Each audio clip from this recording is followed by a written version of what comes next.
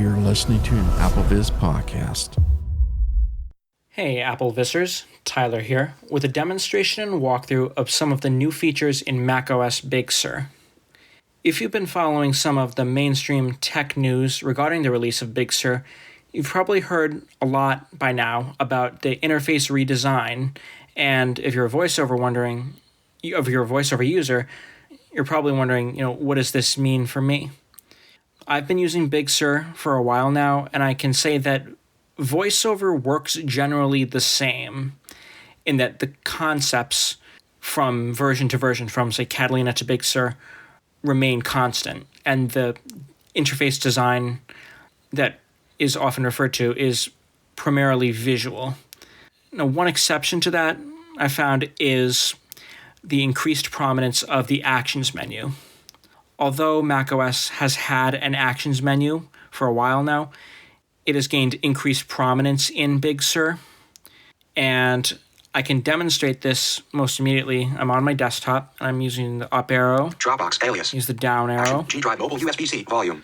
Actions available. Actions available. If you use iOS and iPadOS, that phrase will sound very familiar to you. So I'm going to access the Actions menu with VO command space. Actions menu 2 items. And use the down arrow. Open. Down arrow again. Show menu. And those are the only two options in that particular menu. But I'm going to press escape, and if you're using a Mac that doesn't have an escape key, press Function Tab instead. G drive mobile USB-C volume.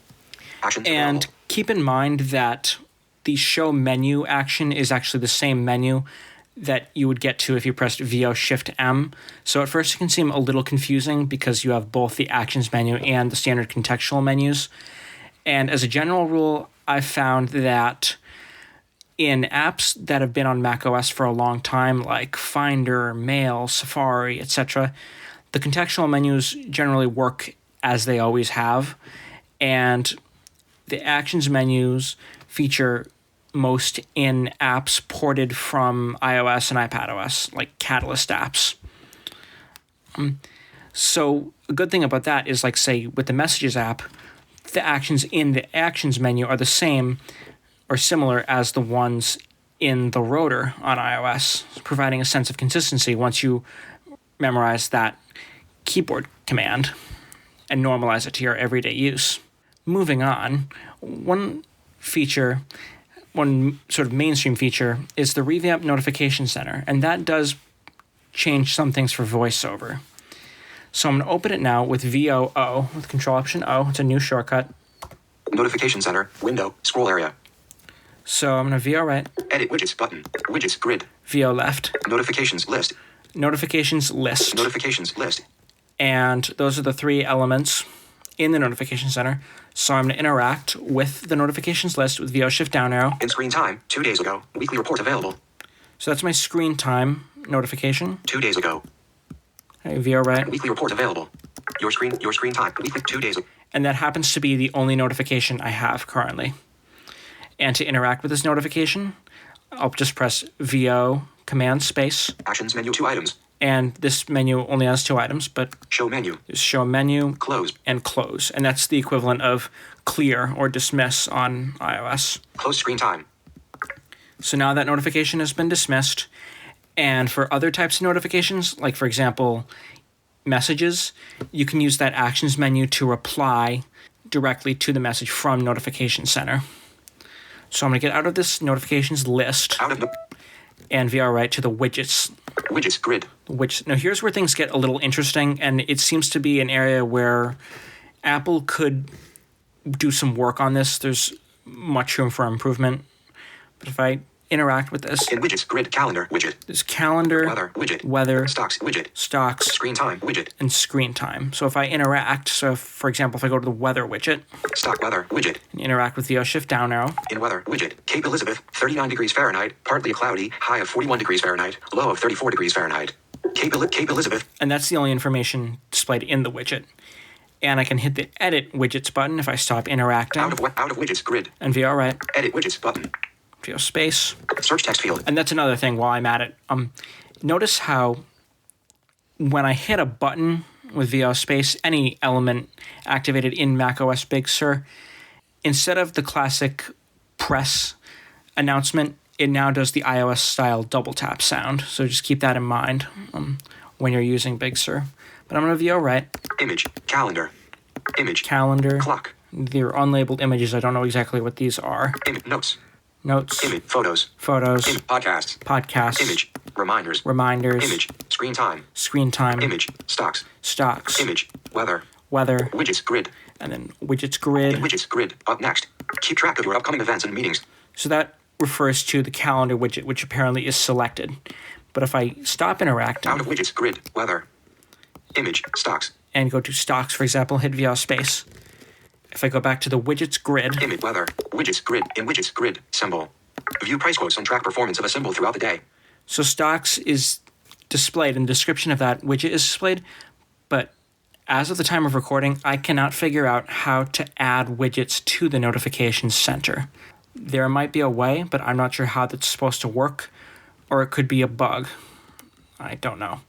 Out of widgets grid. So I'm going to get out of that. I'm going to VO right again. Widgets grid. And this is the second widgets grid with the existing widgets I have added in Notification Center.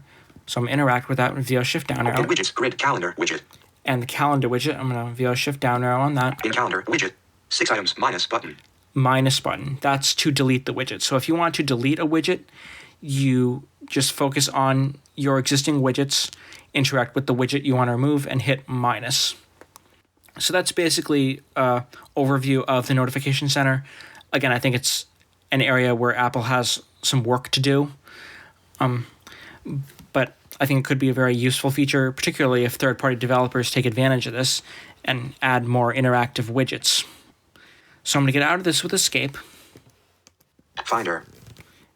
And Finder. now Desktop. I'm going to demonstrate the Control Center. If you use iOS, you're probably well accustomed to the Control Center. It's an area where you can configure some basic parameters without needing to dive into settings. Control Center on macOS has the same objective.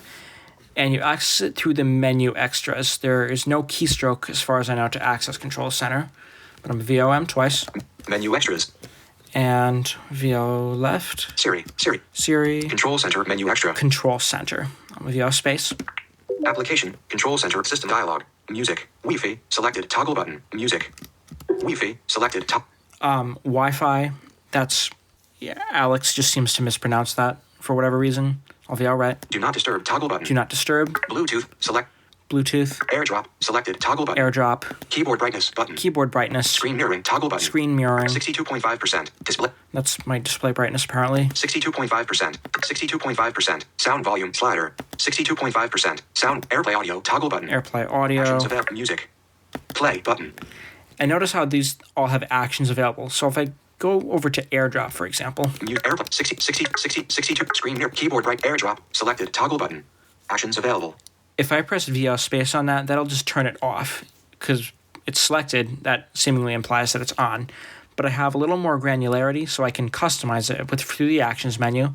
Similar to how, if I was using iOS, I would use the Actions rotor to expand controls in that Control Center. Actions menu 2 items. Show details. Show details. I'm going to use that. AirDrop. Checkbox. Action. Contacts only. Selected toggle button. Contacts only. Everyone toggle button. Or everyone. Everyone toggle. And if I wanted to turn AirDrop off, Contact AirDrop. Checkbox. I would just do that through this Actions checkbox. available. Or I would simply not even need to go into this action, into the show details view. I would just VO space on that control to deselect it. And you can configure what appears in Control Center in System Preferences. You just go to Dock and Menu Bar. So I'm going to get out of Control Center now. Finder.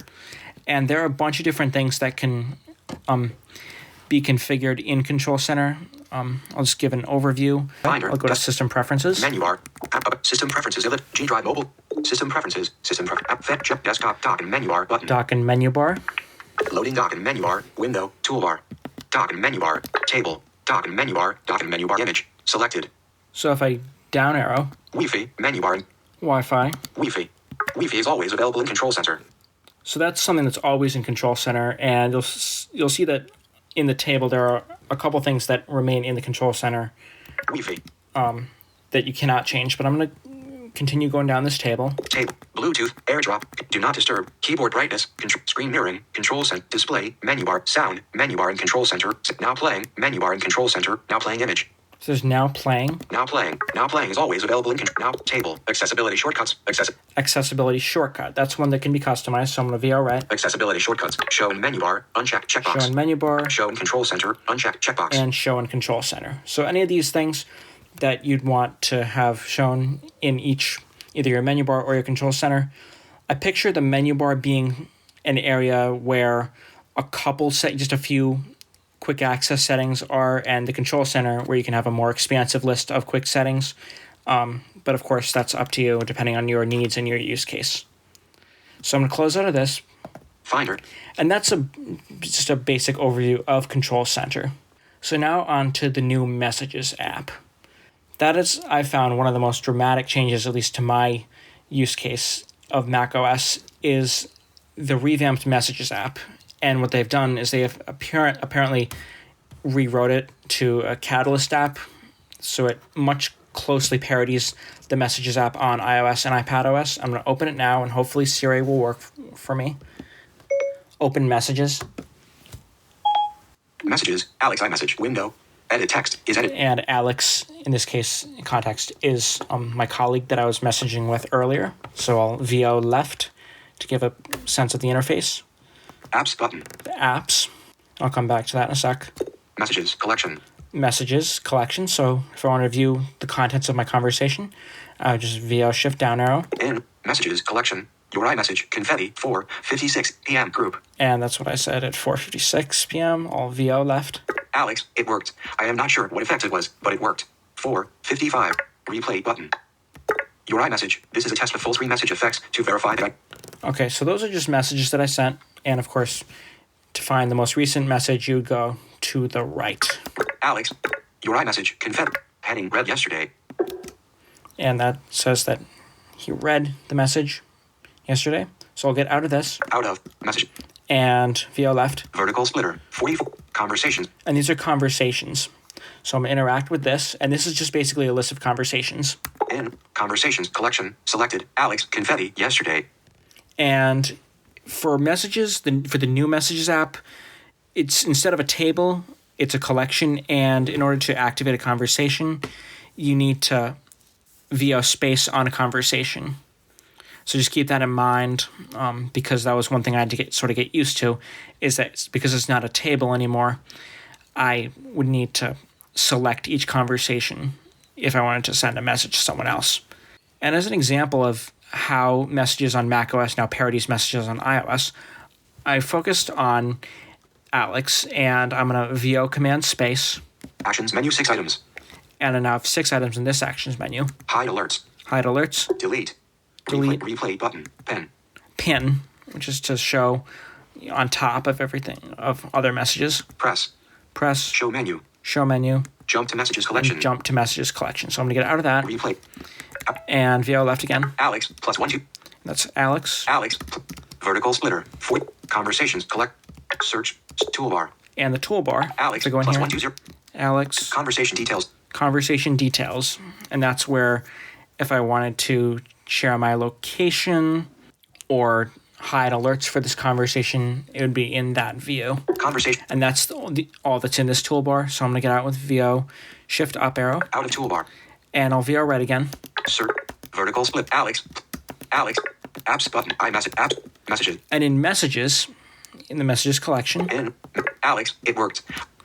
And I'm focused now on a message. And like on iOS, I can use actions to react, for example. So if I activate the actions menu with VO command space. Actions menu 6 item. Copy. Reply.